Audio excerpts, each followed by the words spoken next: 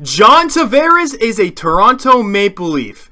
Episode 19, guys, of the SportsTalk podcast. I'm Evan Brown. That's James Price. We have got a lot to talk about in Toronto sports. And for the Leafs, I think it's the main thing we're going to be talking about throughout the first little bit of the podcast. Like Evan said, right off the top, John Tavares is a Toronto Maple Leaf. I'm never going to get tired of hearing that. It is fantastic.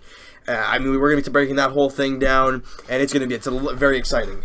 And also for the NBA, not really so much Raptors, but for the NBA, it's a joke. It's a joke. Obviously, the Boogie contract, we'll be talking about that, but Fred VanVleet signing with the Raptors for 2 years, and also the LeBron James news.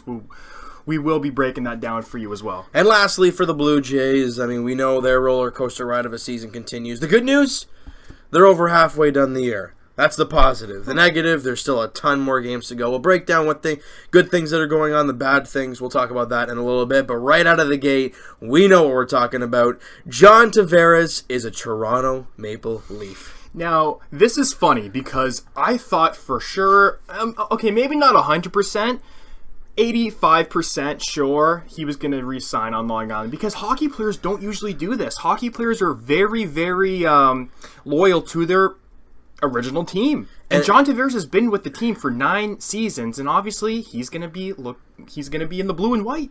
And I was the one that said it on the podcast. I said that he was going to be a Toronto Maple Leaf. And the reason I said that was because with the finalists that were out there, I think at the time we heard San Jose, Toronto, and the Islanders. Yeah. Now let's break this down real quick. With San Jose, their core is middle-aged. They're in their early 30s, late 20s. Kind of like where Tavares is at. Yeah. But their window for winning, I don't know where it is. Because they've been up and down. I don't really know who they are as a team. Yeah. The other team is the New York Islanders. They've made one second round appearance in his tenure there. Right. They have not found a consistent goalie. Their defense core has been flip-flopped all over the place, losing Hamonic. They re-signed Calvin DeHaan, which I wanted for the Leafs, but for the money he got, no thanks. Mm-hmm. But with Travis Hamonic, you lost him. You're losing all these key guys, and your goalie's a roller coaster ride. And for the forwards, you have a few guys that are kind of staples, and they have a good young team, but not really a promising. You know what I mean? You don't have that goalie, and I think that's something that drives him away. But with Toronto, you've got a good goalie in Freddie Anderson, something the Islanders do not have. An amazing young core with you could arguably say 3 of the best young players in the game, arguably. And they're all under the age of 23 years old. And this guy is going to get a chance, not only to play, before he was going to get a chance to play with Josh Bailey and guys like that. Here, he's going to get a chance to play with, heck, I remember the line switched up, but right now I'd probably say Patrick Marleau and Mitch Marner. A guy who's a shooter like Tavares is, you're getting a passer in Marner. Who's to blame with the outcome that it has gotten with him leaving Tavares? Would you blame the owner? Would you blame the GM Garth Snow? Would you blame the coach? Would you blame all 3? Who is it to blame that it got to this point? Now, I would think it's more Garth Snow not reacting to the changes that he needed to make after missing the playoffs numerous times or getting bounced out of the first round. Right, because you look at all the past years, what changes did they really make? And they weren't really getting anywhere. No, and they obviously hit with a couple trades, with the Matthew Barzal trade, obviously, with a couple more.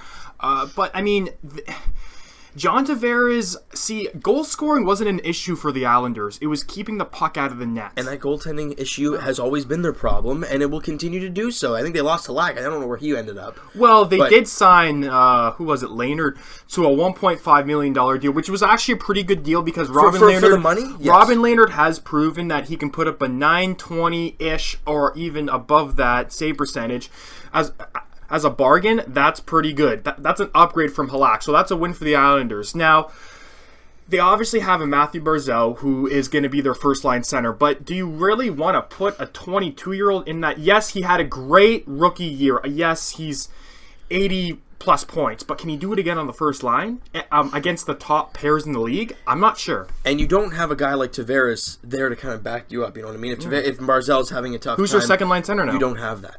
Casey Cizikas? he's more or less a third line on Maybe on a great team, a Stanley Cup team that's a fourth line center. You know what I mean? And it's just see what Lou did. He can only do so much. Well, yes, but the moves that he's made already as a GM is kind of questionable. He signed Leo Komarov to. We'll get to that in a little bit. Well, we'll keep talking about John Tavares. We'll get into the Leaf contracts that got signed afterwards. But recently just acquired back Matt Martin, and keeping Cal Clutterbuck, keeping all these grindy, you know what I mean? The NHL is not that anymore. No. It's not what it is. I'm sorry, but if you're having Cal Clutterbuck on your possibly second line, you're not making the playoffs. And I think that's what John Tavares is seeing. And when you lose DeHaan, you re-sign Thomas Hickey, which was okay signing. That's, $2.5 million for 4 years. That's not that terrible. But what the Islanders need to do now is don't make a panic move, because losing Tavares is hard for any franchise when you have an almost 40-goal scorer. But he obviously took his talents to Toronto. So when you're an emotional team like the New York Islanders are right now, you make bad decisions. So they're obviously an emotional franchise, so they cannot make these trades or right now. You know what I mean? Irrational moves. Yes, because they are right now. They're an emotional team. Like the Buffalo Sabres trying to get O'Reilly, Okposo, all. Well, they didn't really lose anyone that's significant. And they just thought that let's speed up that was speeding up the rebuild, what the Sabres were trying to do. That's a problem. You should not be doing that. No, but for right now, I don't think they should. They should add, I think, maybe Max Pacioretty. That could be an option, but they have a good farm system. And you got to build to the draft. They had an amazing draft. Big time. They got a couple great players in the draft. And, I think the main reason why Tavares left is the guy's 27, 28 years old. He wants to get paid the money, and he wants to win. And in Long Island, are they going to win this year, next year, in a couple of years' time? I don't see it happening. See, having a great coach in Barry Trotz is one thing. Having a great GM in Lou Lamoriello is another thing. But how can you pitch to John Tavares if you're the New York Islanders if you don't have anybody backing up in net for you? I'm sorry. A great example of this, and you just mentioned, you clicked my head right there when you talked about Lou and Trotzy. When the Leafs brought in Babcock, Shanahan, and they brought in Lou as well, and they just drafted Matthews, and we're all like, this is fantastic. Now Stamkos is a free agent. He decided to stay with Tampa Bay. Everyone's thinking it's a given for Toronto. The Toronto Maple Leafs just came dead last.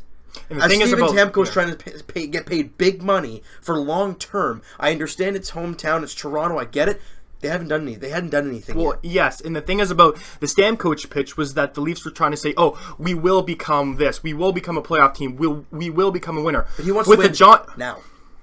With the John Tavares pitch, the Leafs already said, "We are a winner. We can win." You saw what happened in the past 2 years.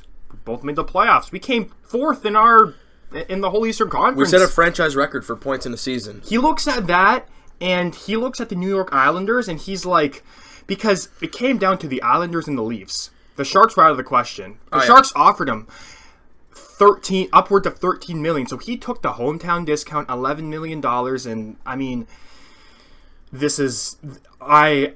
still hasn't sunk in yet. It'll sink into me once I see a game. When I see 91 Tavares in a Leafs jersey, when I see him in practice, even in the practice jersey.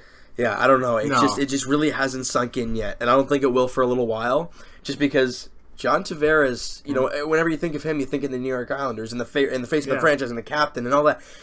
He's a Toronto Maple Leaf. So that being said about the captain scenario, I knew you were going to pick up on that. I knew you were going to pick up on that one. So there's been a lot of speculation of who's going to be the next captain for the Leafs. Now, Dubas had to have told John Tavares that we're still thinking about the captaincy. He didn't mention anything about John Tavares being the captain in the pitch. He straight out said that. If I was see, I don't think I would need a captain because at this point, you're looking to win as a team. Look what the Buffalo Sabres did with Jack Eichel. Look what the Oilers did with Connor McDavid. Giving a captaincy to such a young and look what it's done to the teams. It really hasn't done anything. That's why I'm saying with Matthews, I don't think you should give it to him right now. Tavares, he was the leader with the Islanders, but for a brand new team, he has to gel and he has to mold. So I think for this season, give John Tavares the A for sure, Riley the A, and you can even say Kadri or Marlowe or someone like that. But 3 A's, no captaincy for the 2018-19 season, in my opinion. And I think next year, the 1920 season, you'll kind of be able to tell at that point who's your captain. And I definitely agree with you on what they should do this year. It's tough because it really is, because John Tavares is captaincy material. He's been a captain of the Islanders for so long, but Austin Matthews is this team. He is the cornerstone of this franchise. I don't care what John Tavares has done in the past. That's great. I'm so happy to have him. But Austin Matthews was drafted to this team as an 18, 19-year-old. And he's going to be with this team for a long, long time. Right. And I don't know what they plan on doing. It's going to be a very interesting thing. It's going to be interesting to see if he's on the first or second line. Babcock says that he's going to put him on the second line. I'm sorry, you look at the Leafs' top 2 lines, and I don't care what people say about Zach Hyman. I love the guy. He had 40 points. Yes, it may have been an influx. He's a grindy type of player, but he's fast. He's hard on the puck. He's hard along the boards, and I think that's what the main thing. Because Matthews defensively, he's not bad, but he's not the greatest. He's still developing into that center. Nylander, I don't think is that good defensively at all. His back check's not that good, and that's why you have Zach Hyman. Zach Hyman really stables that line. Right. You know, one guy gets caught, he's somehow right there to get to just grind it out. You look at a great example, and I know I'm flashing back here to what game was that? Game 3 of the first round last year against the Capitals, when they were down 3-1. Was it 3-1 in that? No. How do you remember this? Just trust me, because I've watched the darn highlights so many times. It was an amazing game when they won in overtime with Bozak's goal. Late in that second period, the Leafs were down 3-2. Zach Hyman just chips the puck past the defender and books it right into the corner where the puck is. What does he do? He uses his body and takes a hit from Brooks Orpik, one of the most physical guys in the league. Right. And what does he do right after that? Centers it, Nylander scores to tie the game. You take a hit to make a play, and a guy that's not that big plays hard, and I love it. And that's why that line is so good. He's probably the hardest working Maple Leaf, and the Babcock loves him. And for him to stay on that first line, now obviously the lines are going to change. The Zach Hyman Matthews line, it's probably going to be the same. It's if it's going to be that's going to be the first line or the second line. Now you mentioned about Tavares playing with Marleau and Marner. Thank you. Yeah. So is that going to be your first line? If it is, that's awesome. Bottom line, we have 2 number 1 lines. Right, because you have Marner for the passing, and Tavares can put the puck in the net. He's like Bobby net. Orr out there. He's all over the place. And you have two guys. Then you have 2 guys who can put the puck in the net, right? I mean, Patrick Marleau did that too. Almost a 25-goal season, as we're used to seeing from him. Tavares had 37 last year. It's incredible. Right. Now, I kind of want to get into the Leafs' departures, if you will, quickly. Yeah, we'll get into James Van Riemsdyk signed a 5-year, $7 million contract with the Flyers. We knew it was going to happen before free agency. It has happened. I mean, for almost a 40-goal scorer, he's unbelievable. He's definitely going to help the Flyers with a bunch of goal-scoring issues. He's not good defensively at all. But if you put him, but if you put him in the right setting, right in front of the net, where he's great and tight, he can score you 30 goals easy. Oh, yeah, you put him 5 on. The thing is with JVR, a lot of his goals came on the power play. Why? Because he's just tipping things in front of the net. Now he's one of the best. Amazing, he's one of the best in the league at doing that. It sucks to not have him back as a Leaf, but you got to lose something to get something. And that's not a horrible contract because he is 28, 29 years old, and the Flyers needed a winger, and they just got one. He's obviously been with the Flyers. He was drafted by the Flyers in 2007, so he's very familiar. And traded to the Leafs for Luke Schenn. So he's pretty good with that whole scenario, if you will. So, but it's good that I think he finally gets a payday. It's a good signing for the for the Flyers. And you think about it, put it into perspective. We'll move right into Tyler Bozak here. He got 3 years at $5 million each. Is that what I think? 3 years at yes. That is correct for the St. Louis Blues. Yeah, and that's a lot for Tyler Bozak. Now, he's a good player. Don't get me wrong. Great center, can win the faceoffs. He can put the puck in the net at times. Good 40, 50-point guy.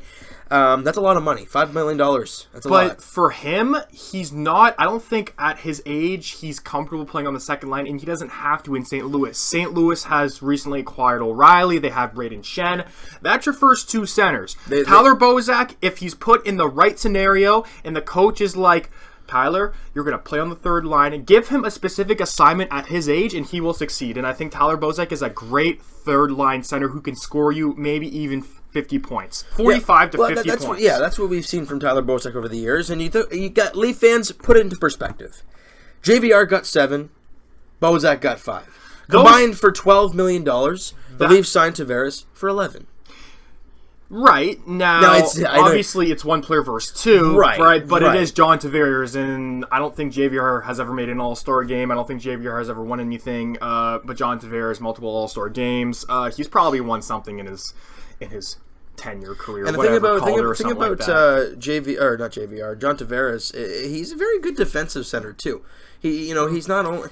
I mean, it's hard to tell because being the I haven't watched the New York Islanders because you have to watch him to realize he's a good defensive center. Well, from what I've been hearing, he isn't all that bad. He's not a liability. Look at the Leafs, and we talked about this. We talked about this before the trade deadline, and what we wanted to see the Leafs do. And after they acquired Thomas Plekanec, we're like, this is what you got to do to win. Center depth. You look at the Leafs center depth right now. You've got possible, first-line centers all the time. Yeah. With John Tavares, Austin Matthews, and Nazem Kadri as your three centers. Afterwards we'll get into the lineups here, but yeah, of course. And the last notable free agent would have to be Leo Komarov going to the New York Islanders for, I think it was $3 million over 4 years. That's a lot of money. That's a raise. Actually, I wouldn't say it's a lot of money, but it's for term, and it's 4 years for Leo Komarov. That's a lot of money. He's 29, 30 years old, but and last year, I don't know. He's a pesky guy. He knows Luke. He knows Matt Martin. So you can see him possibly on the third line. But again, if you're a contending team, do you really want Leo Komarov on the third line?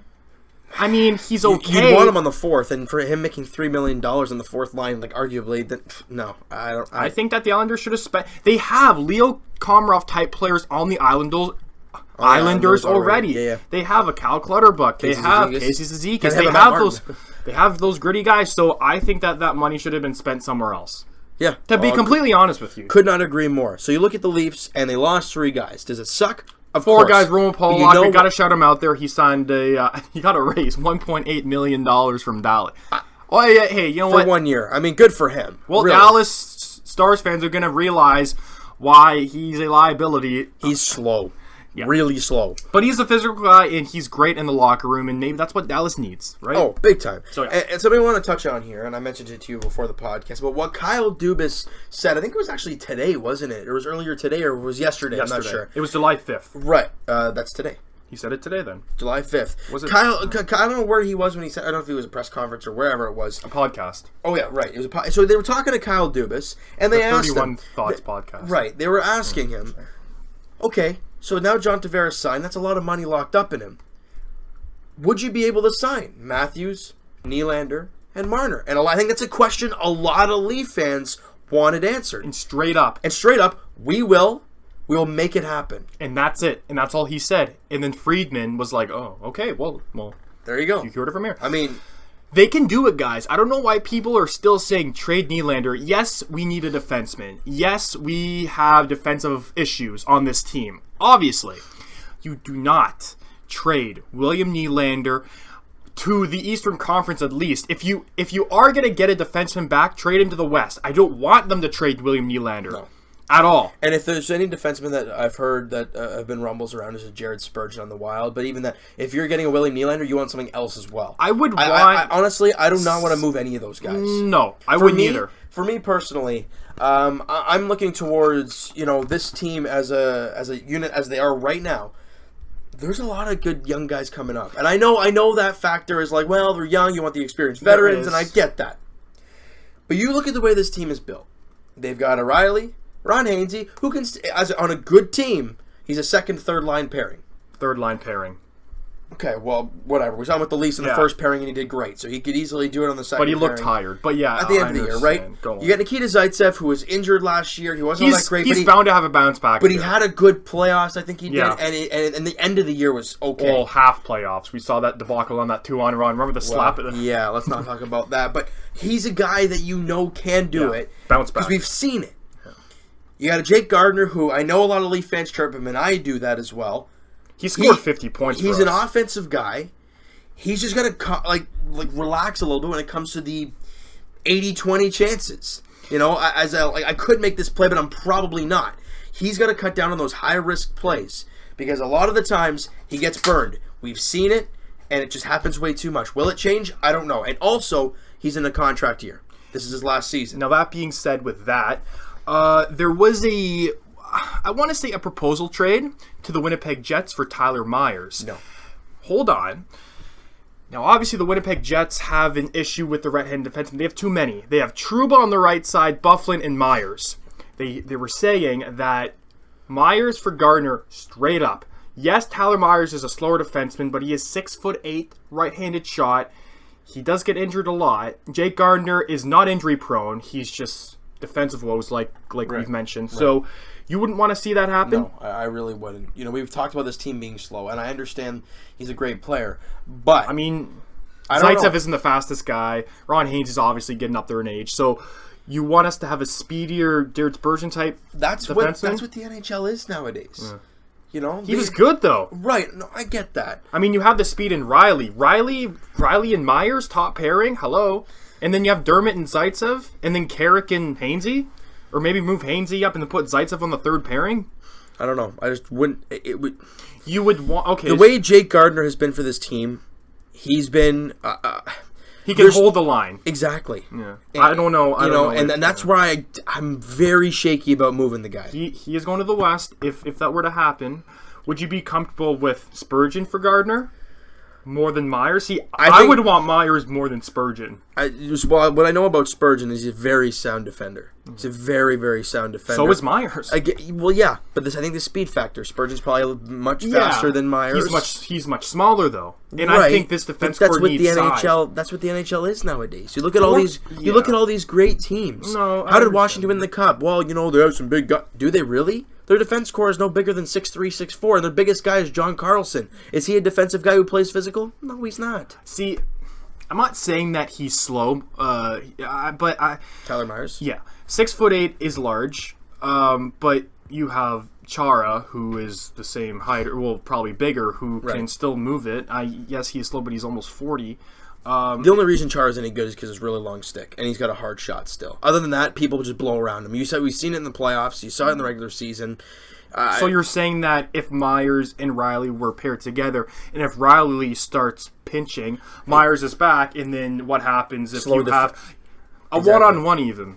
I don't really know about that. I don't know how I feel about that. I wouldn't be mad if it happened, to be completely honest with you, but going into a contract year, I don't think we have the money to sign Jake Gardner. If we do sign these 4 rookies, or these 3 rookies. Let's get away from next offseason because that really doesn't matter much. But I'm just trying. Yeah, I agree that was proposed, and again, it's so early to tell. But I don't know how I feel about that at all.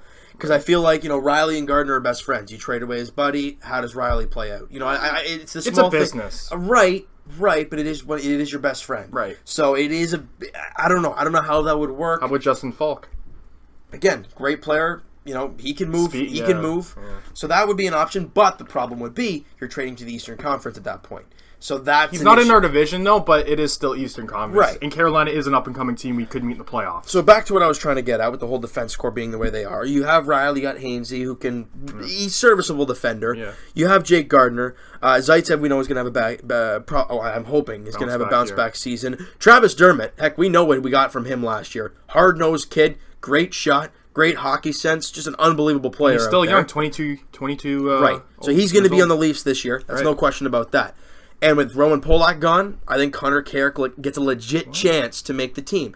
So that's the NHL roster. Who else do you got? Well, you got Andrew Nielsen. You got Timothy Liljegren. You've got Rasmus Sandin. Sean Durzi. Durzi was great in the rookie development camp. Oh, was he? Hall. Justin Hall got signed to a 2-year deal. One way.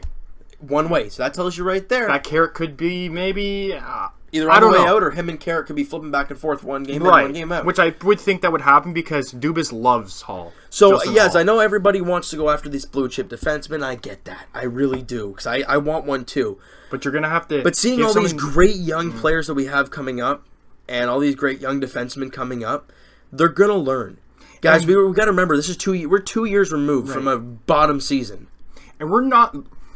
As a team, I don't think we're really ready to win now, per se, rather than teams that are in the, you know what I mean, like San Jose Sharks, Capitals. They're ready to win now, Tampa Bay, because they've been in contention for so long. The Leafs, 2 years? Really? The Caps have made the playoffs for 6-7 years in a row, and they just won the cup now. So it takes a while, guys. So I don't think our team is ready to win now as a back end core, right? But our forwards are stacked, obviously. And but our as a goalie is defensive core, and our goalie is more than serviceable because he pretty much brought us to Game 7.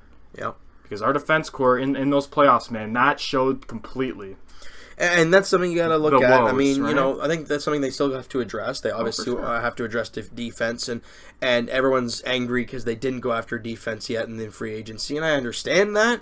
But I'm sorry, but if we got the big fish in free agency, I'm not complaining. I'm not complaining at all. I mean, you don't hear me complaining whatsoever. And I think what this is going to do for this team, and just the one signing of John Tavares, you know how much load that's going to take off of Austin Matthews? Yes. I mean, my goodness. This guy's been the centerpiece, and everyone's like, okay, we got to crowd Matthews. We got to try and screw him up, and then the Leafs cave in. Now you have John Tavares. That is your next, Crosby and Malkin. Yeah, I went there, people. Mm-hmm. This tandem, I mean, pick your poison. When it comes to the Leafs last year, everyone knew it's just Matthews. Then Kadri was just a second thought. Whatever.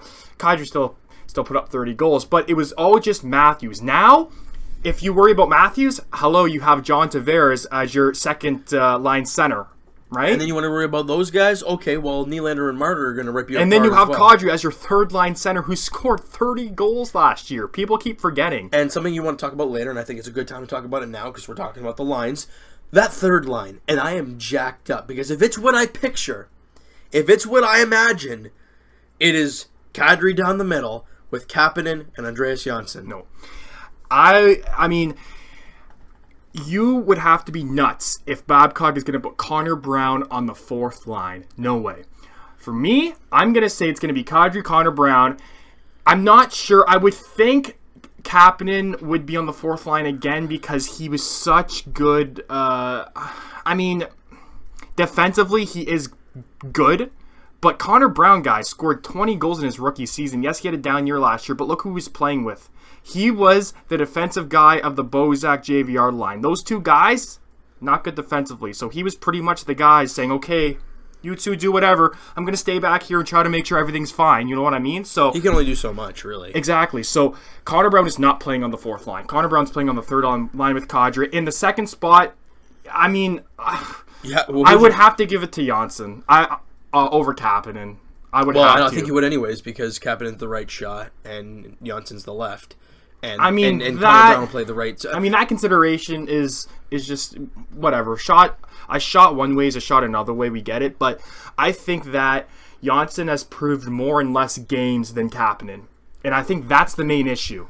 And Kapanen is great defensively. I think he's better defensively than most players on the Leafs. And I think this is one of the, as a Leaf fan, and you and I as Leaf fans growing up, I think right now is the golden age for Leafs Nation. Just for the fact of the Leafs losing in Game 7 to Boston, but we're not upset about it. Well, we obviously are, but the Leafs just signed John Tavares, and the Marlies won the Calder Cup.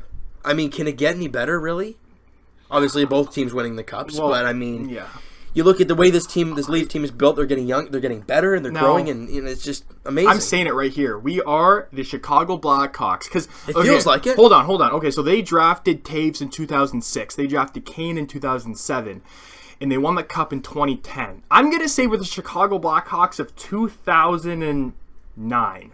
So I'm not sure about this year, but next year, you never know.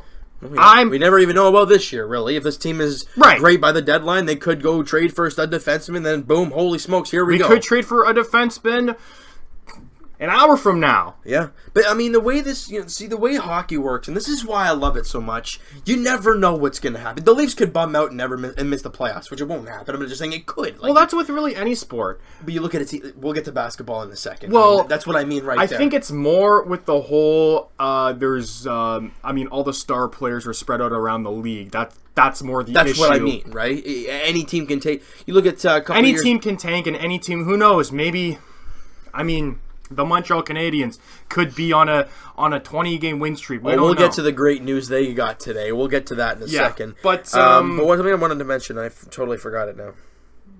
Oh, right. With the So Leafs. back the first year we made the playoffs, back in 16? 17. Because Right, 2017. Yeah. Right, 2017. Steven Stamkos was injured, right, for the Tampa Bay Lightning. Yes, after getting his brand new contract. Right, and look what happens. They missed the playoffs. Yeah. A big injury, you miss the playoffs. I mean, it can happen to anybody. Well, I mean, to be fair, half the team was injured for Tampa Bay. Right, but Kucherov was injured, I that's think, what I'm last saying, year. though. Right. You look at the way these teams are built. Great, it looks great on paper. If you can't stay healthy, you're not going to win. Well, and for the Leafs, they look great, and I love the way they look right now. And I'm pumped. As of right now, with this team, playoffs, no problem. That's what I say. Now, can it change? Of course. Well, But if somebody gets injured, for sure. I think that's with any team, speaking. But you look at the good teams, and then this is why we love hockey, right? You look at teams like Washington last year. President's Trophy winners, they acquire Shattenkirk at the deadline, and we're like, oh my god, this team's going to go all the way. Can't get through the second round. This year, they lose Shattenkirk, obviously. They're not on paper to win, the Stanley Cup. They're not on paper to do much. I don't even know if they were on paper to win the Metro. Yeah. They end up winning the Metro. No one's talking about them. They go through round one, and then no one's talking about them. They get through Pittsburgh, and we're all like, okay, this is new territory. They take care of Tampa Bay. They come back and win in 7, and they beat Vegas in 5 to win the Cup. Right. Did anybody expect that? No. No one expects the Leafs to do the Cup this year. You never know. You really never know. I mean, the thing about the Leafs is that we are different from Washington because, like you said, Washington, when they acquired Shattenkirk, they were looked at as a Stanley Cup winner. Exactly. So, Yep. and now that's what they're saying with us. We're the Stanley Cup Tavares- contending team. On paper, we were the best odds to win the Cup. So, are we the Washington Capitals of 2017? Well, I hope not. Well, I don't know why you're... Of 2017, yes, I'd love to be the Washington Capitals of 2017. So make it to the second round and lose? 18. My years are all over the place. 27. You know what? I would gladly do that. You know why? Because we got through the first round. Yeah, there you So go. I would gladly be okay with that. Right, because so what you're saying is that you kind of compare us to the Washington Capitals of 2017, where we are looked at as Cup favorites and we fizzle out in the second round. I mean, if we make it to the second round... It's hard to tell right now. I mean, my goodness. I'm just saying the way this is built, the way this is kind of making up. And the crazy thing I heard, I think it was actually earlier today I heard it, the best 1-2 punches at center last year, Crosby, Malkin, as it is almost every year. Who was next best? Matthews and Kadri. Really? Yes. In points or in goals? Oh, jeez. And you add John Tavares into that mix? Yeah. Are you the nuts? goal scoring is going to spread out, so you could see John Tavares and Matthews get less goals because and the you could puck... see Kadri drop. Yeah, well, yeah, no, right? exactly, because the puck can only go to so many people. So, in adding a 40-goal scorer, somebody's going to get less goals. Right. But, hey, team wins, doesn't matter. I'm just jacked up right now. This is an amazing time to be a Leaf fan. Now let's get to around the league. Quickly. Yeah. Okay, so other free agents that First off, John Carlson re-signed with the Capitals before July 1. That was kind of expected. Yeah, and it happened. See, the thing is about this free agency is that, yes, we got the big fish, if you will, but the next biggest signing was JVR. Yeah. There's really nobody. I mean, there were smallish contracts. I'm not really. If you want, We just don't get really it up need to your do phone. anything. We got the Leafs got Josh Juris, Adam Cracknell, a couple other depth Oh, guys. if you want, we can Subban, not the Jordan PK. Subban. That might be an interesting move. No, Jordan Subban has the rawest of raw talent, but he just can't put it together, and he makes these Jake Gardner moves. This is what I've been hearing from. He was with Vancouver, Ryan Utica. right? So, if somehow Mike Babcock can put everything together, We got and if he plays in the player. We have a good player here. I'm not right, but don't hype him up too much You because see he his is skill 23. set, though. You see his skill set. He has raw talent, but sometimes it's very difficult to put skill sets together. So I'm not getting too hyped over this. You got him for nothing, really. Pretty much. So if he plays one game in the big leagues, Hey. it's going to be worth it. Right? So, Josh Doris, obviously, he may contend for a fourth-line center, even though he's a winger. Adam Cracknell's probably going to be with the Marlies for the most part. Right, which is fine. That's like the Ben Smith, pretty much. It's a depth guy that you need. You need depth. I don't think... So, we signed those three. We signed Martin Brinson, obviously.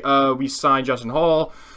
The two notable restricted free agents is obviously Janssen and Nylander. I don't know when they're going to get those deals done. Obviously, they're going to get them done. I don't know when. I'm expecting Nylander to make around 6. That's what I'm expecting. The question is a bridge deal or not, and I don't know how I feel about that. You want to give him an actual contract. You know he's got the talent. You know how good he is. Just give him the money. So, cool question for you.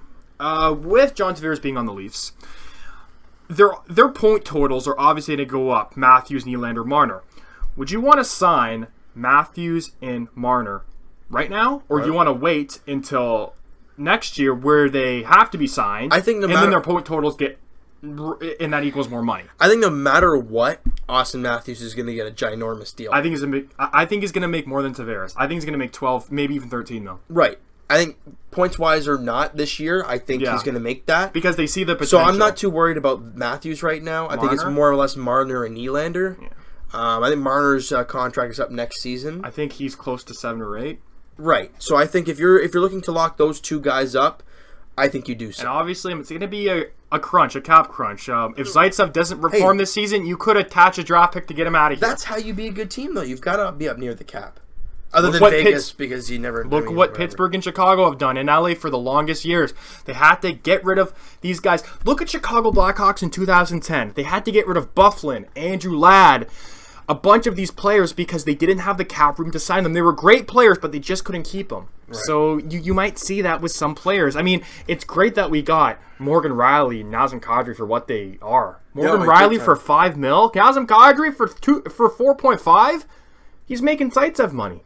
And I'm sorry for I keep on comparing Zaitsev, but he's kind of the one Barron on this team with contract-wise. Just the way his season went last year. He puts up a great year this year. We're not talking about it. Right? And that's what you kept saying, and I do believe it. Yeah, we've seen it before, right? You know what he can do. Now, something I want to talk. Probably the last thing I want to talk about Hockey Edition, unless you have something else. The Montreal Canadiens. Well, no, I do want to go off to the other free agents around the league. I don't think there's any. You can talk about Ryan O'Reilly. Ryan O'Reilly. To be honest with you, I think both teams won in this trade. Yeah, big time. The Sabres got 2 roster players in Patrick Berglund and Sobotka, which both these players needed a change of scenery, and both these players combined for 30 goals. Yeah. They got 2 roster players. They got a first for 2019. They got, I want to say Tage Thompson. Yes, it was Tage Thompson, which was a first rounder by St. Louis in 2015 or 16, and they got a second. They got a boatload.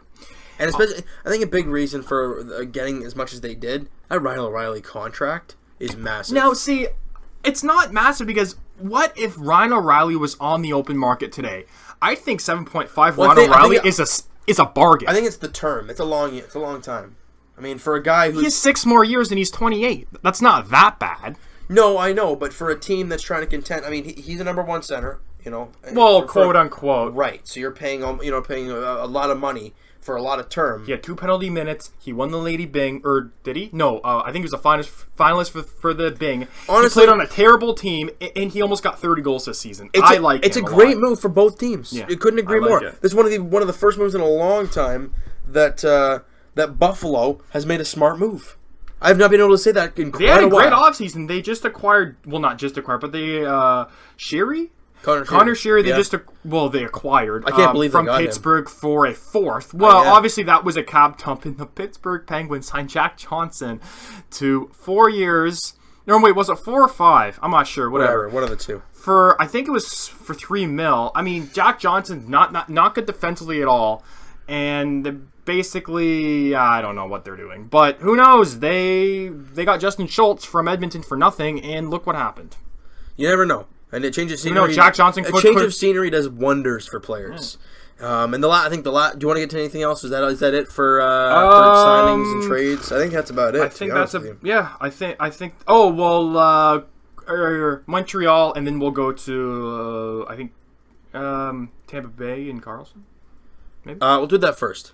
Okay. I want to end off with some funny stuff. So the trade hasn't happened yet. We've heard it. We've heard it, and it's probably gonna happen, but it hasn't been official now. But Erik Karlsson could be on the move to the Tampa Bay Lightning. Now, we're not sure what players are involved, but the Rangers are involved as well. So it is a 3-team trade. I'm looking at a Cal Foot going back to Ottawa. I don't think that Sergachev's going to go back in return. That would be a lot. That would be a lot giving up. I mean, see the thing. What's about, a mock trade? Do you think? The thing with Karlsson, it's tough to say. He's an unbelievable defenseman, one of the best in the league offensively, defensively. Yeah, at times he's good, but there's times he's really bad. But he's on the last year of his deal now. And that being said, you still have Kucherov to sign, and you just re-signed JT Miller long-term and Ryan McDonough long-term. So I don't understand what Steve Yzerman is thinking. He's obviously thinking a cup, obviously. But after that, you're going to lose either Karlsson or Kucherov. I mean, who do you want to lose? Or probably both. Yeah. I mean, they have so much cap locked Ryan Callahan is the one guy who's making $5 million, who shouldn't be. See, so the Tampa Bay Lightning are the team that the Washington Capitals were. A team that shelled out a lot of money and with big names trying to win a championship. I don't agree with that because you've seen that the Tampa Bay Lightning can make it to the Stanley Cup Finals without all this. Make it as one thing. You got to win the cup. No. And how did They haven't been a legacy of failure though. Well, when was the last time they won the cup? Back when Dave Anderchuk was the captain back in, what, is that 06? Well, with Vincent I'm trying to say is that the second round has not been aberrant for them. They can do it. Doesn't and matter. Honestly, it doesn't. Nobody I would can agree. talk about the Washington Capitals as a second round Baron anymore. No. They won the cup. It's over. That's done. No. It's all history. I completely understand that. But what I'm saying about the Tampa Bay Lightning, if you look at the Tampa Bay Lightning right now, they are a better team than what the Washington Capitals were back in 2017. Right. Well, yes, I couldn't agree more with Right? that. But you look at the way they've been up and down like a toilet seat. They made the Stanley Cup Finals. They lose in the second round. They missed the playoffs. They get to the third round. They're like, I don't know. You saw with the Washington Capitals though.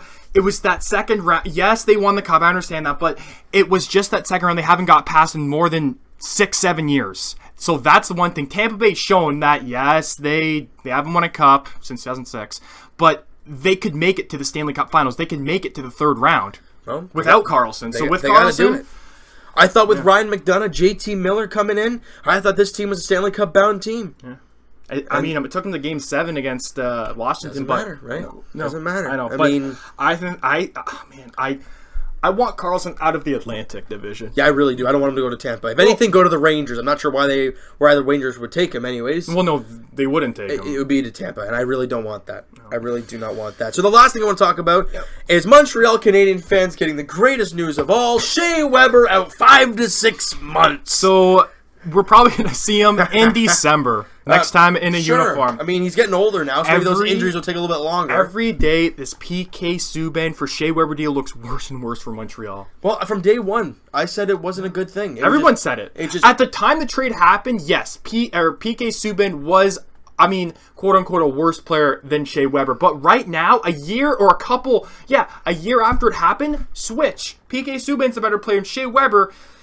He's played a full season and a bit for Montreal. Yep. And now he played 20 games last year. And now he's going to miss the first 2 or 3 months of the year. And even if he comes back, how much he's coming back from another knee surgery.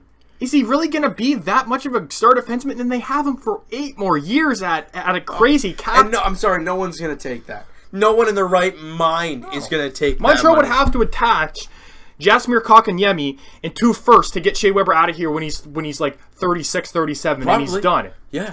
I could see him possibly being a David Clarkson kind of player in the next couple years. Now, I don't know if that's going to happen. Maybe that's just me being a Montreal hater here, but it's not looking good, Habs fans. It really hasn't looked good at all. He played 20 games last season.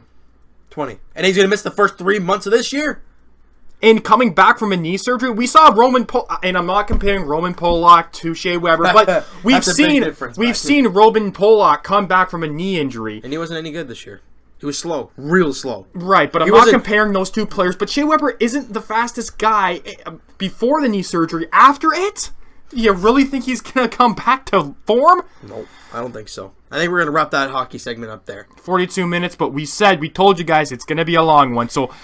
Now to the part where I want to just get angry and just lose my mind. Hold on. So let's talk about the biggest free agent signing over John Tavares in the sports world in Toronto too. LeBron James has signed a 4-year deal with the Los Angeles Lakers. I think it was a little less than max. It was 150 something. Yeah, something along those lines. So I was shocked. I thought that he would have. I thought he would have stayed in Cleveland. I thought he would have stayed in Cleveland. I think he wanted to start something special out there in LA. And with the way Cleveland is right now, it's all over the place, and they don't really know what they have, and they. But for me, what I'm seeing is that we know how weak the East is. So why would you want to go to the West and potentially not even make it to an NBA Finals? Yeah, I mean, you know what I mean? With LeBron James, I mean, you're gonna have to get through Golden State, and we'll talk about them in a second. Yes. How the NBA is a joke of a. All right. Slow it. Yes, I agree with you, but we will be talking about that later. But I'm surprised that he didn't stay at least in the East. Yeah, because he can dominate the East. He showed it. He showed it by himself, really. And with LeBron James going to the West, Raptor fans, I don't care if Boston and Philly are getting better. Gone. LeBron James is out of the Eastern Conference. I mean, who knows? We may see him in the NBA Finals if we make it there. If we make it there, yeah. Or if they make it there. Yeah. I mean, it's going to be a crazy one. And so obviously the starting lineup for the Lakers would be Lonzo Ball, Kuzma, LeBron, Brook Lopez, Ingram. Something like that, yeah. Good young team. But, I mean, I can't contend right now. Right. See, I'm not too mad about the Lakers because they built their team. Yes, they got LeBron in free agency. I understand that. But they found Kyle Kuzma in the late first. Brook Lopez was a trade. It was a trade from Brooklyn, right? They had to get rid of D'Angelo Russell for him. I mean, that's a good player. Randall has signed with the... Oh, who was it? Oh, God. That's why I didn't mention him. Pelicans. Right. He's out with New Orleans. So they can't keep all the young players. So, I mean, but...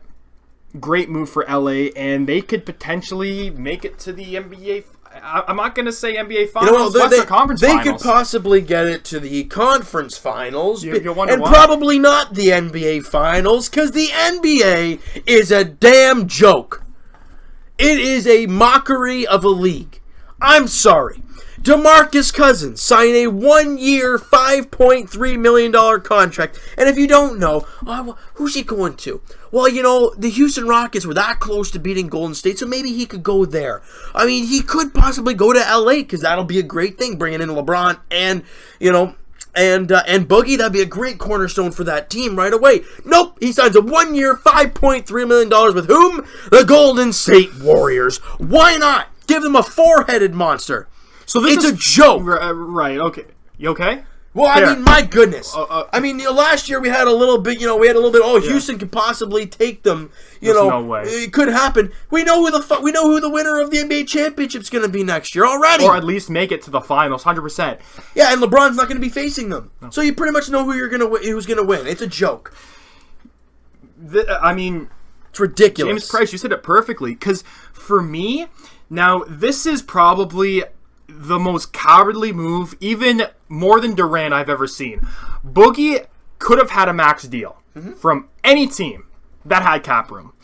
He stated he only got 2 offers from any NBA team in the league. The Boston Celtics and the Golden State Warriors. I heard the Lakers. I'm getting to that. Okay. I'm getting to that. He mentioned that he had 2 offers, none else. Well, a couple days after he signed that awesome deal, the Pelicans and the Lakers offered him contracts. Now, the Pelicans offered him 2 years. I think it was around 60 or 70 mil, right, to stay with Anthony Davis and they made it to the second round without him. And then the Lakers, which was the exact same amount as the Golden State Warriors, 5.3. Now, I don't know if they offered this before LeBron James signed or after. I'm not too sure about that. Whether you did or not, it's a 1-year deal at 5.3. I feel so bad for Anthony Davis because he put his heart Boogie's and soul jersey on his back. He put the whole team on his back, and this is what he gets for doing that? Boogie leaving for 5.3 mil? A guy who's a multiple-time All-Star who should have earned a max deal, and he's signing for Brandon Jennings money. And the funny thing you said Boston Celtics offered him a contract. Why the heck wouldn't he go there? I mean, I'm a Raptor fan, yes. But logically, who's their center right now? Aaron Baines. No, it's Al Horford. Al Horford and he's the 4, and then you have Aaron Baines. You put Boogie in there? Yeah. That's nasty. I still would have wished that he would have signed. It's a joke. It's a cowardly move to go to Golden State. Right now, players are like, well, I'll forfeit the money if I can win a championship. That's what Durant's done. This is what Boogie Cousins has done, and this is the most cowardly move in NBA history. DeMarcus Cousins, I have no respect for him whatsoever. I had a ton of respect for him. Yeah, he was nuts, and he had a ton of ejections. He and all that. played with the Sacramento Kings for God knows 6-7 years, and that team's been terrible. And he's the player why they were even in contention sometimes for the playoffs. He was that team. He obviously got shipped out to New Orleans. He got injured, and they make it to the second round without him. They sweep the Trailblazers without him. And he won a game versus the Golden State Warriors. I mean, hey, at least they didn't get swept. They won a game. So it's sickening. It's actually sickening. No, I'm completely... Yeah. Once I heard about that... It's a joke. As Stephen A. Smith would say, blasphemy. Blasphemous. It's terrible. Oh, yeah. I have no respect for the league anymore. See, and I would say Adam Silver fixed this, but... There's nothing Adam Silver can do.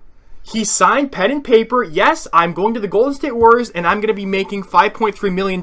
Adam Silver can't say, no, you're not. They have the cap room. Hey, and DeMarcus Cousins. You know, why don't they just sign... You could make up one NBA team full of all-stars that just signed $5 million. They pretty much already are. Yeah. You got Steph Curry, Klay Thompson, Kevin Durant, Draymond Green, and Boogie. Are you kidding me right now? The one thing that the Golden State Warriors didn't have was an all-star center. Look at their starting lineup, ladies and gentlemen. I just named them all. That is an all-star caliber team. I honestly think that if you took the rest of the league besides the Warriors and put them in a starting lineup, the Warriors could beat them. Yeah, absolutely. They could beat the Eastern Conference All-Stars. It's just... No. This league is sad now, and people talk about super teams and you want to see LeBron go to LA, and then you see him take on the Warriors in the conference final.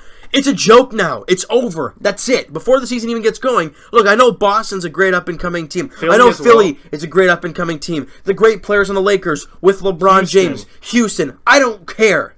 Golden State, it's over. It's done.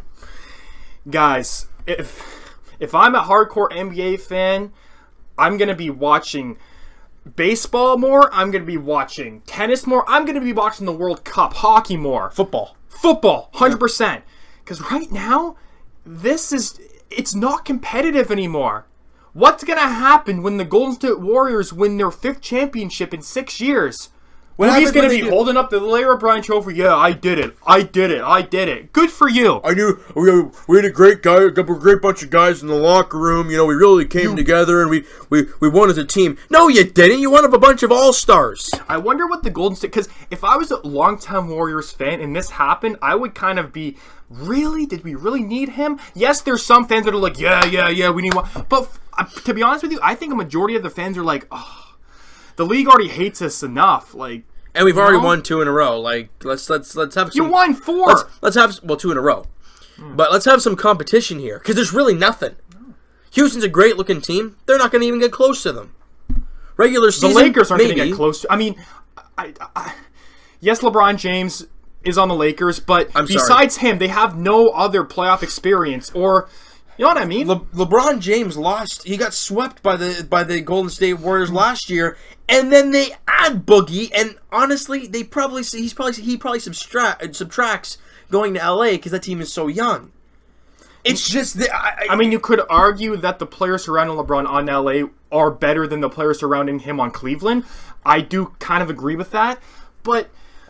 It's just guys, it's sad. Hardcore NBA fans, look for another sport to cheer for, man, or at least watch.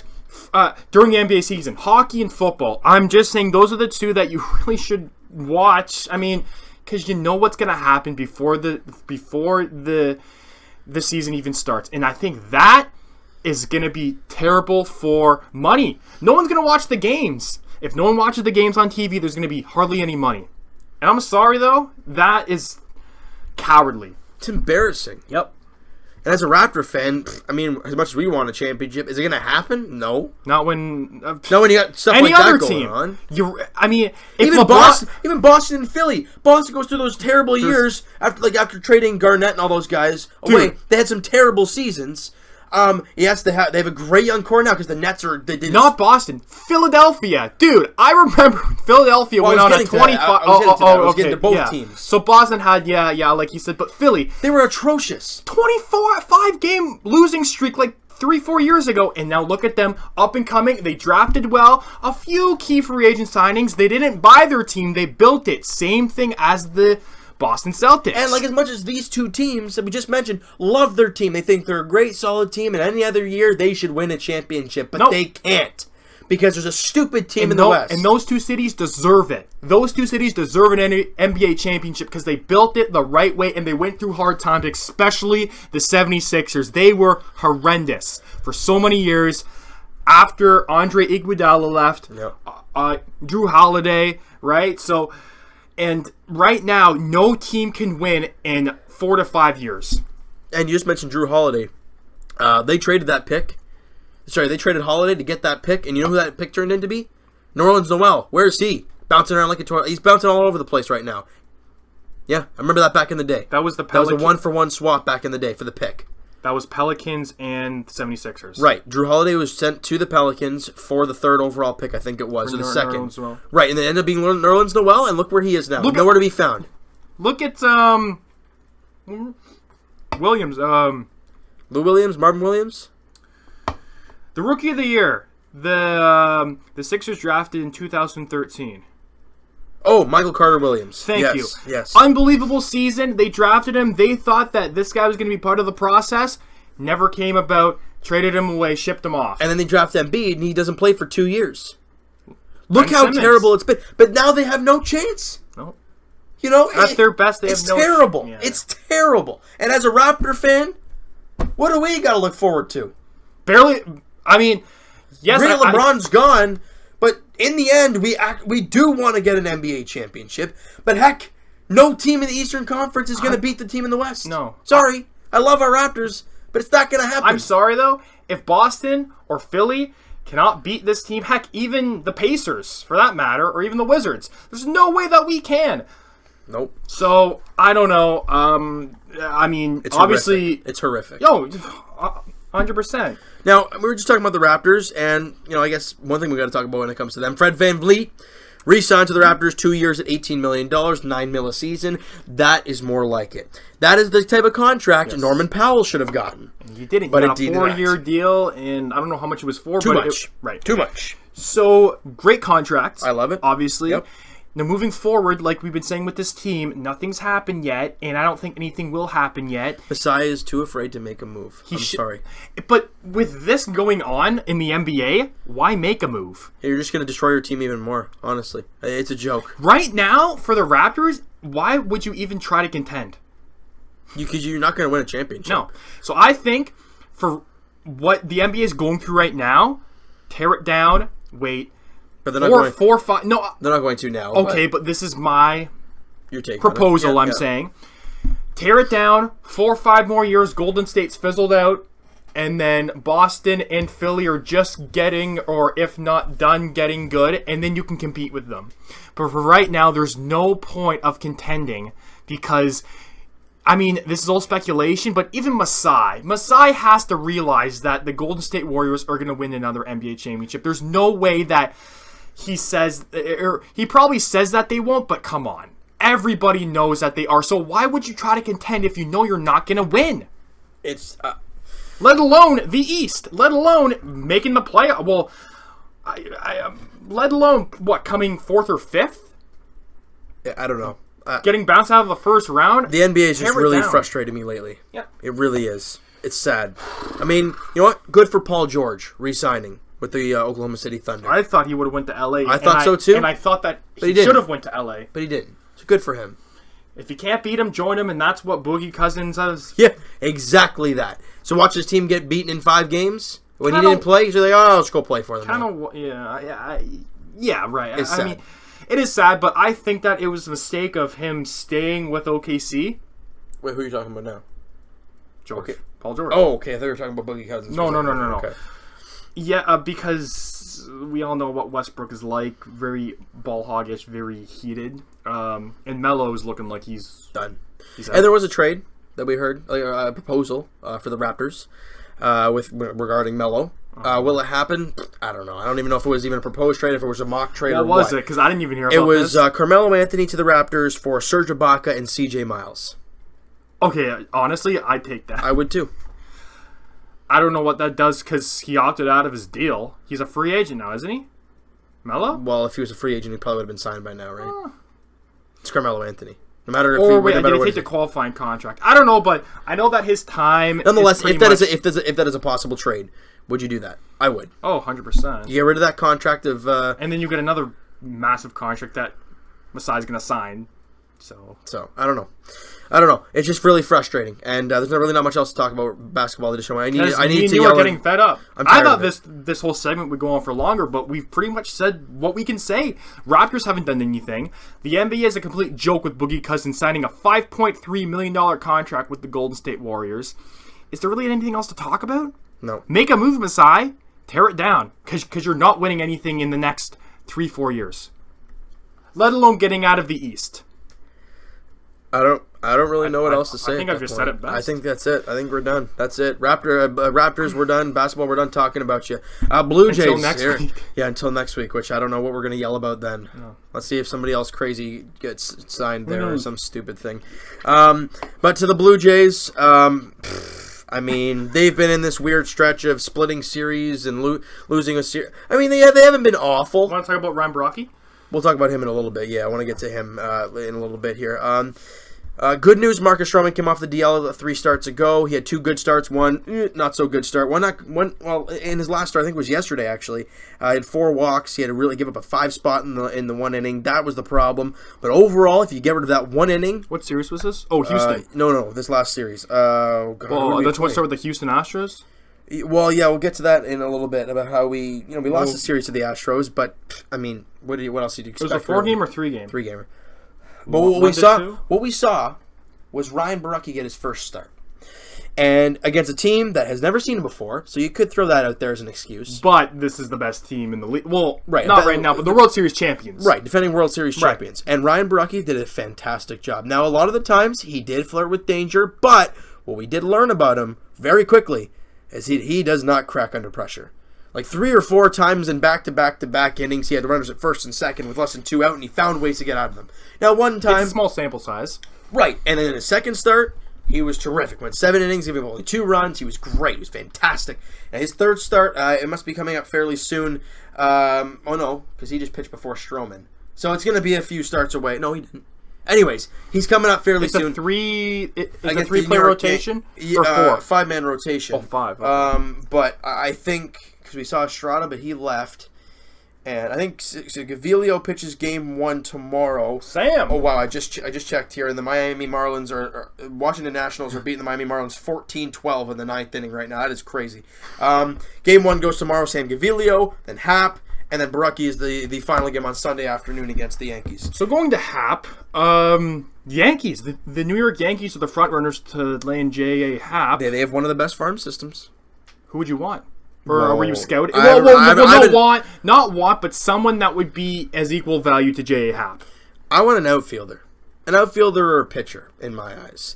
Because infield, look, I know infield depth, they've got a ton of it now. Pitchers. They've traded for a ton of infield depth. A starting pitcher or reliever? Oh, starting pitchers. You're not getting rid of J.A. Happ for a reliever. That's no way in heck that's going to happen. He's good. But, well, you don't really, it's hard to tell with young relievers. I mean, I don't even know if that's really a thing too much. But when it comes to starting pitchers, and they have one of the best, I think it's like top 5 farm systems in the league. That's unbelievable because the Yankees are just so good already. Yeah, and that's what they did with Aroldis Chapman. And a lot of people saying, "Oh, why are you trading J.A. Happ? He's your best player." Well, we could do what the Yankees did with Aroldis Chapman, which was trade him at the deadline. He was traded to the Cubs. Right. They weren't a good team, so they said, you know what, we'll move him to the Cubs. Get a few prospects back. Sign him back the next year. Why can't the Jays do that with J. Happ? He's a free agent at the end of the season. And I think he likes playing here, too. He does. He loves it. Just the team is in a turmoil. And, yes, the Yankees were in a much better position when they traded away Chapman. Right. So I don't know if he's willing to come back because, dude, he's 35. Right. So the Jays aren't going to be good for another 2-3 years. I don't think it will, but I mean, hey, you never know, really. I mean, you could say that with Justin Smoke. You could say that with, okay, JD. I don't think. No, I don't think he's coming back. He's injured. He had a setback, and he's going to be out another 3 weeks. I'm kind of. This is probably the worst time where he would get injured. And it's at the wrong time of his career. He's going to be a free UFA for the first time in his career. So that's going to be in shambles for him. But for the Jays, guys, we know what this team is. This team is going to probably hover around 500 all year long and just really not look all that great. The thing I'm excited for is September.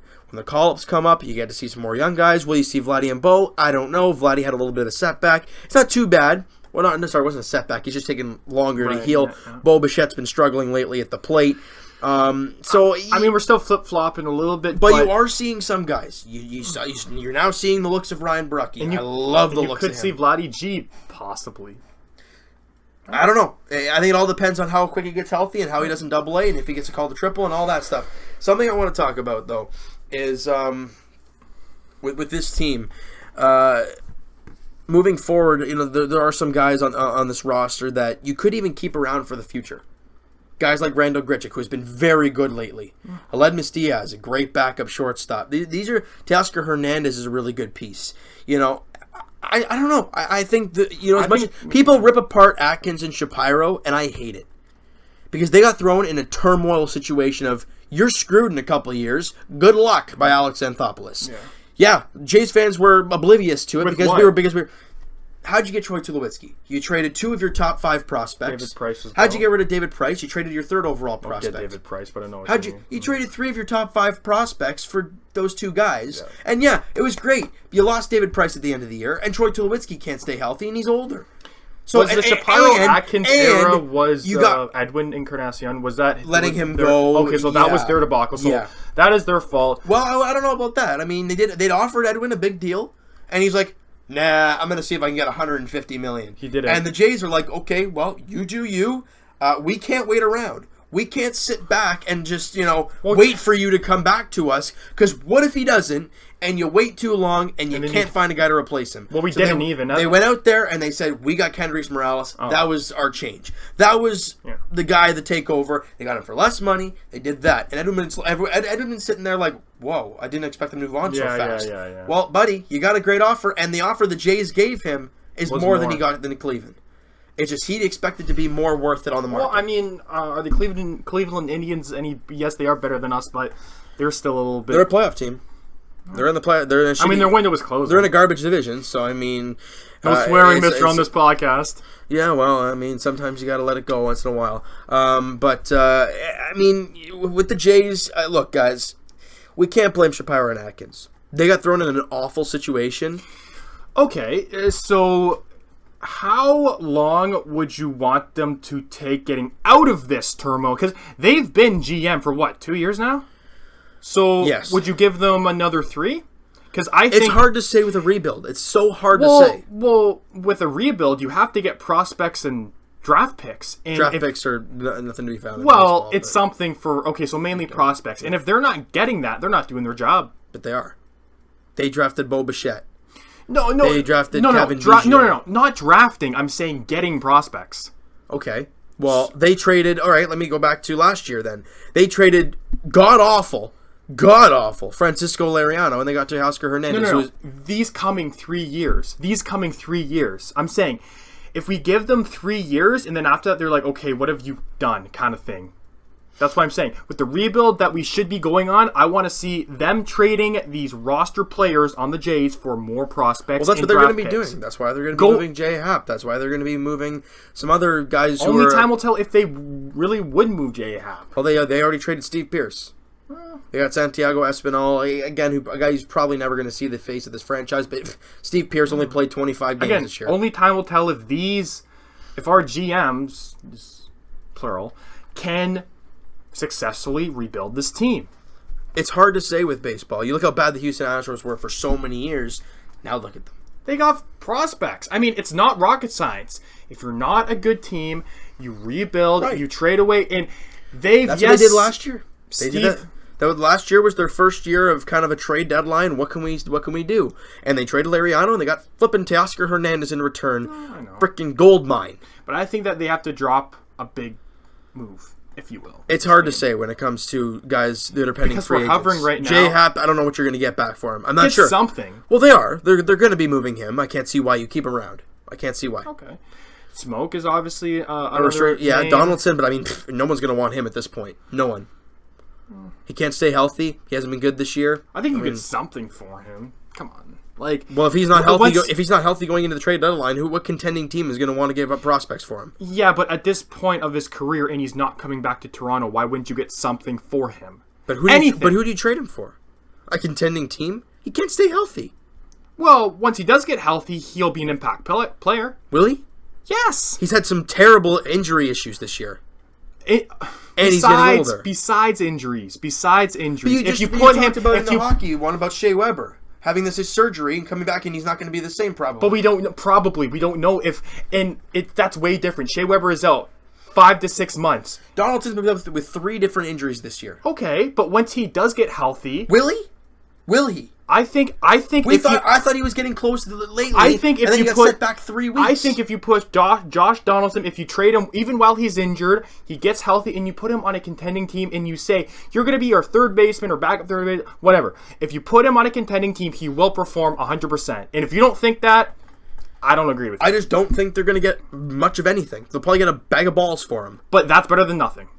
If you get at least, I don't know, not a blue chip prospect, a third string prospect, that's something. I don't even know if you'll get that. I mean, the guy's injured. Yeah, if he's injured at trade deadline, you're going to get nothing for him. Well, but he's not going to be injured for who knows the rest of the year. Is a contending team willing to take that chance and to trade someone who may not be something for an injured player for nothing? For a third string No, prospect. I'm talking about other teams, because we can fire Josh Donaldson for nothing to any team. But if you're the New York Yankees and you need a third baseman, are you going to trade one of your prospects, good or bad, what doesn't matter, for an injured already and on the DL Josh Donaldson, who has had 1 or 2 setbacks already? I think that if you trade a bad prospect or a prospect that the New York Yankees are looking at, okay, I don't think this guy's going to make it. For Josh Donaldson, yes, he's injured, but you know what you're getting with him when he becomes healthy. It's a gamble any team will take if they want to win an MLB championship. That's just my opinion. Because once he does get healthy, you see what he can do. My opinion is, if he's injured by the trade deadline, you're getting nothing for him. Even if you do ship him off to somewheres. No team's going to want him if he's injured. I'm sorry. Mm-hmm. I think a team will want him for a championship. If he is not healthy by the deadline, that means he hasn't played in almost a month and a half. Which means he's basically starting a new season, and he has not had spring training and all that. He didn't have a spring training really that much. So I mean, but for a team to not give up anything, not even a guy that just. But then they won't make. The funny thing is about Jays fans, let's say they do move him for a nobody. People are going to rip apart Shapiro and Atkins because they got nothing back for Josh Donaldson. But you know that he's not coming back to Toronto, so get something, right? So only time will tell. Right. And obviously we're in a difficult spot because we're not bad like the Orioles or the Royals for that matter, but we're not good. We're a hovering team. We're not in the wild card spot. I don't think we'll be in a wild card spot. Well, you said something different. Well, at the beginning of the year, I thought if they stayed healthy and they stayed consistent, they'd be all right, and they haven't done that. So because they haven't stayed healthy and they haven't been consistent, and we still don't have our best reliever, and I don't think he'll ever play a game for the Jays. Actually, I think it was this time, or was it a week ago, or maybe a little bit less than a week ago. Okay. Mark Shapiro, or was it Atkins, was asked. So Roberto Osuna got suspended 75 games by the MLB, and his thing is still going on, which is kind of weird why they suspended him now and not after he's been sentenced or accused or whatever. Yeah, right. And Ross Atkins came out and said, he's our closer. He's done those 75-game suspension. He's pitching for the Toronto Blue Jays. So he's been convicted, right? He's been accused. He's still doing court date. I think it's later this week. No, it's early. I don't know. It's not far off. But, hey, I don't know. It sounds like after that 75 games are up, he's pitching with the Blue Jays the way Atkins is talking. So, are you really content with him doing this? See, but okay, I'm trying to use my head and think about what Shapiro is thinking. You are paying this guy money. You're devoted to this guy as your closer. But if he touches the field, people are going to boo him. And I listened to the radio today, and they're like, yes, Jays fans are probably going to boo him the first few times out. But he makes 2 or 3 saves in a row. You know, people will kind of like warm up a little bit. It will happen. People say, no, it won't. It won't happen. It will happen. Okay. If he starts making saving games and everything and does things, goes sick, gets hospital, does some Jays thing, people are going to look by it again. And if you're an opposing team and you trade for a guy like this, aren't you one of these same guys? Oh, so you're going to let him pitch? Well, you guys are stupid. Well, so, I mean, really. Right. But for us, for right now with this whole debacle that's happening with Osuna, baseball comes second. And I agree. And I think that if Atkins or Shapiro, whoever it was, brings this guy back, that says a lot about an organization, and that's classless. I don't know if it's hard to say. You take with this whole I know what the situation is. It's like what the LA Kings have done with Slava Voinov. Once they found out he did that, boom, contract terminated, you're done. We don't support that at all here. The Blue Jays are saying, they're not saying it, but they're basically are saying it, that we accept you for what you've done, and we're going to keep you around. Unbelievable if they bring this guy back. I don't care if he's good. Yeah, Slava Voinov was this second pairing top 4 defenseman, right-handed shot.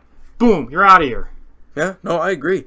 I mean, I'm trying to see it from their perspective, but I'm having a hard time doing it. I am too. It's a big factor. Because right now they're not worried about his girlfriend; they're worried about winning, and that. Well, I don't know about that. I mean, this team is not going to be winning. If you're sellers at the deadline, you're not winning. They're worried about winning because they want to keep him around to win. And they're not worried about what has happened. They probably are. I mean, you can't not be. Well, you can't not be worried about if they're keeping him in the same organization that he's done. Right, but like I just said, let's say they trade him to the Angels. No, and then what if the Angels are going to think about Roberto? Well, he did this. So why do we have him on our team? This guy's an idiot. Right, but so every team. Do we really care about what the Angels do? No, we care about what our team does. You're not going to the thing is, no team's going to want to deal with that situation. Right, but for a team I cheer for and you cheer for, who cares about what other team does? I'm just saying, no team's going to want it. There's going to be a team that's going to be willing to keep that baggage.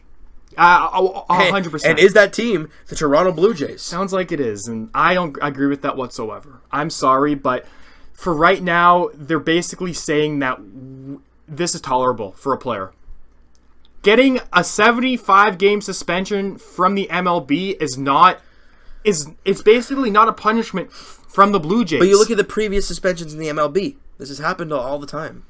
And you look at Aroldis Chapman. He did his thing. He served his suspension. For what? He's back to pitching. Same thing. Really? Jose Reyes, alleged same thing. He's back to playing.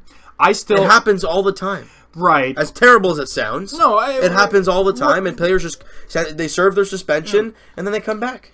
But so with those two players, it was the same thing because I don't know if it was exactly the same thing. I don't think it was. It was. Hey, they both got 75 games. It was probably for PEDs. No, it wasn't. No, they wouldn't get in a court case and probably be arrested for.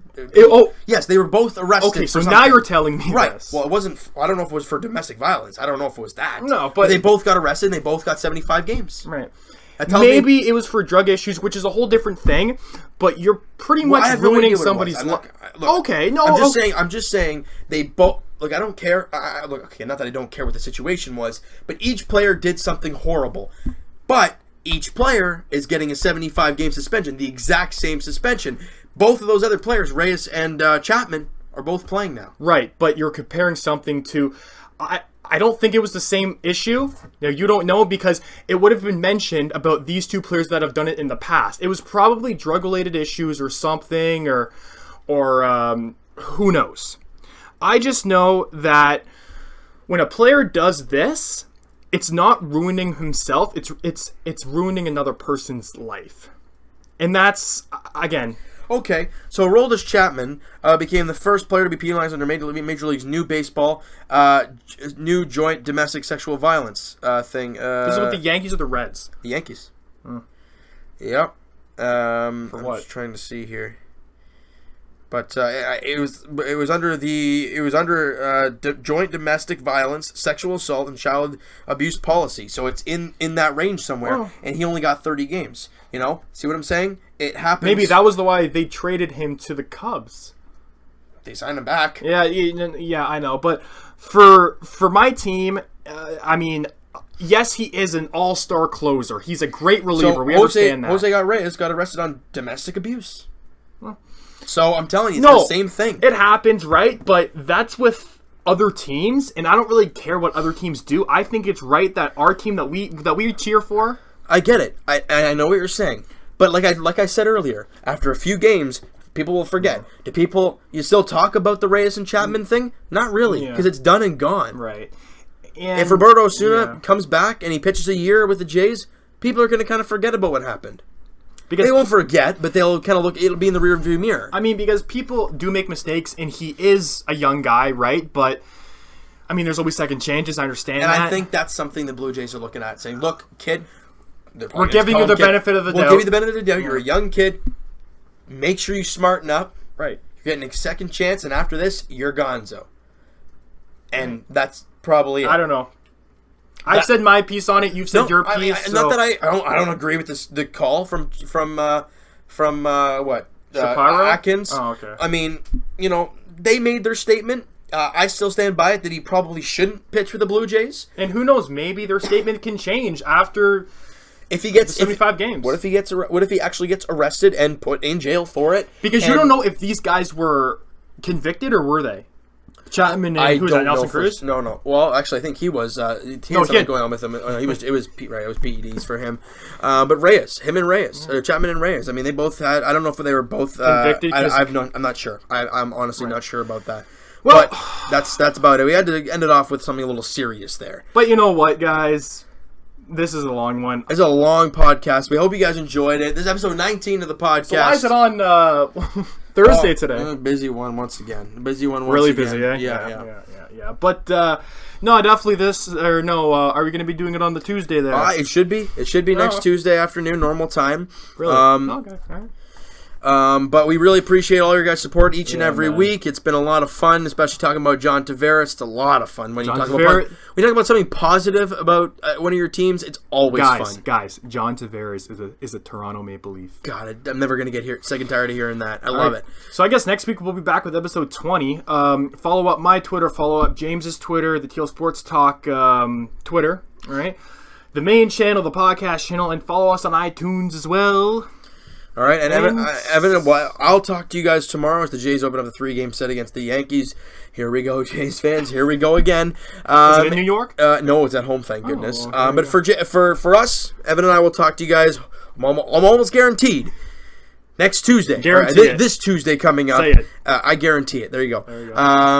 This Tuesday, as we look for more some actual positives to talk about when it comes to the NBA. And about the Blue Jays. And for the Leafs, just more fun stuff because John Tavares is a Toronto Maple Leaf. And every day the Ottawa Senators and Montreal Canadiens do something stupid. So we got to talk about that. This Tuesday we could be talking about Erik Karlsson being gone.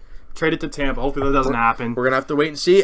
We appreciate your support every single week, guys. Thank you so much. And Evan and I will talk to you guys this coming Tuesday afternoon. Peace.